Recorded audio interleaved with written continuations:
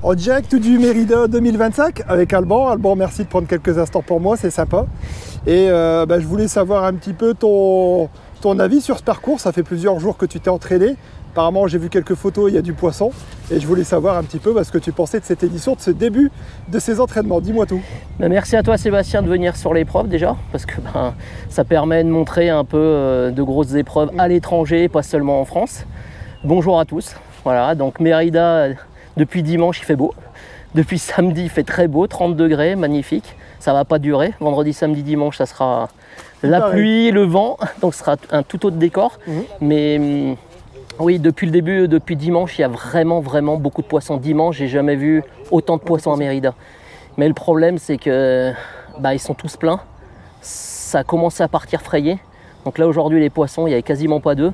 Hier, ils étaient remplis d'œufs et puis dimanche, encore plus. Ouais. Donc là, il y a les nouveaux poissons qui arrivent, ils frayent. Donc je pense que peut-être vendredi, ça va revenir, voire samedi. Ça sera peut-être un peu déséquilibré vendredi.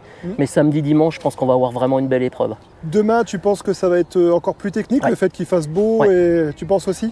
Le problème ici, c'est plus il y a du soleil, moins c'est bon. Ah oui. Voilà, la luminosité, ils n'aiment pas trop, ils partent.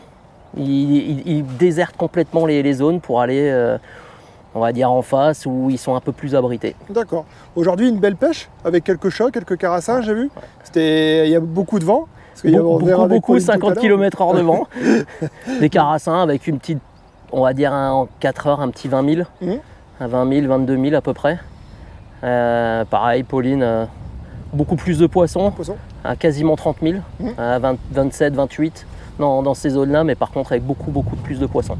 Moi j'avais plus gros, mais elle avait du nombre en fait, beaucoup plus de nombre. Comment tu dis que après on va peut-être pas rentrer non plus dans le trop technique parce que je sais qu'il y a cette épreuve quand même, mais je voulais savoir si tu avais réussi à trouver quelque chose pour sélectionner justement par rapport à Pauline, le fait que tu prennes des plus gros poissons qu'elle, comment tu peux l'expliquer ça? Par rapport aux èches que tu as mis, c'est les èches qu'on a mis dans l'eau et puis la granulométrie et puis. D'accord. Vous avez fait différent? Complètement différent. D'accord. Voilà, on a fait 2 approches différentes et des lignes complètement différentes aussi les deux.